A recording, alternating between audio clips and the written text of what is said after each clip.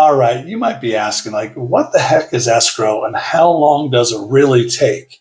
Well, I get asked that question all the time, obviously, and that's why we do buyer consultations with our clients to make sure we walk through the process with them. Because really, escrow is just something laid out on a timeline for you, and the escrow company is usually a third party, unbiased. They're just basically collecting paperwork, moving money back and forth, all that type of stuff. But they're very important in what they do because it is on a timeline and they're the ones going to get you to get in your house. So let's take you through the process real quick, and then I'll have other videos to describe individual parts of escrow later, okay? So let's say you found your house, you wrote an offer, you got an offer accepted, and you have a fully executed document, a fully executed offer.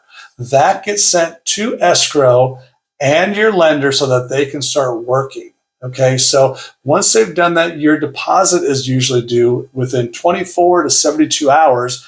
That deposit goes into escrow. It sits in escrow while you're doing your inspections and going through your inspection and disclosure period. If you have that written in there, typically it's 17 days to get all your inspections done, including getting maybe a termite inspection done, a general inspection done, bringing any trades if you need to, like electricians, plumbers, those type of things, foundation, anything that you need to bring in to see what's happening with that home and then get a report back on those items. Also, you're going to be getting disclosures from the seller. There's going to be a lot of things. The seller checks boxes, everything they know about the property, if there's ever been major renovations or there's been a leak or a water issue or electrical issue, they're going to put those out hopefully for you. Those are part of those seller disclosures, as well as you're going to get title and natural hazards disclosures, and also things for earthquake. If you're in California, some areas will have flood, different types of things you're going to get. You're going to get just a mountain of documents that, as an agent, I go through those with you before you sign off on them. But you're just going to get a mountain of stuff that's very typical with an escrow. That's the first 17 days. And inside of that as well, you're going to go ahead and you're going to be ordering an appraisal with your lender to make sure that the property appraises at least the value of what you're purchasing it for. If it appraises below, then you may have to negotiate with the seller on that. If it appraises above, you just got a great deal. And we'll talk about that at a later time.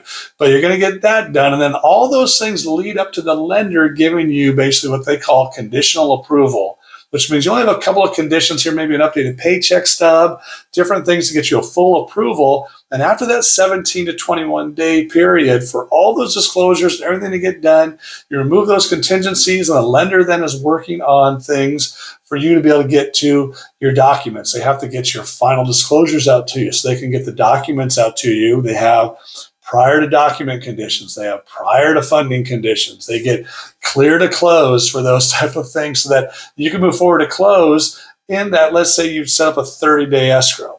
Okay, so a lot of things go on during that time, but it's my job as a realtor to make sure you stay on the timeline and get through each of those things smoothly.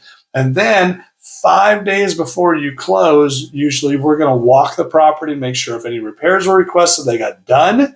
If there's termite, then we know that that's getting done as well. And then you're giving the sign off saying, hey, everything looks great. If it's not, the seller needs to come back and take care of those things before you close. There's forms you can fill out if you need to extend. Different types of things can happen. But generally, it's in that 30 days. All that stuff is going on. I tell people in escrow, usually the first week or two is just like frantic. And then the last couple of weeks, you're just kind of waiting. But we should be communicating almost daily. And sometimes it's, hey, nothing's going on today. Did you have any questions? But there's going to be a lot of questions you are going to have for sure. So that's kind of an escrow period in a nutshell. There's a lot of pieces in there. I know you're going to have questions on it. So I'll break out and do smaller videos on each of those items so you understand it. But if you ever have any questions at all, DM me, reach out to me anytime. I'm here to help. I'll see ya.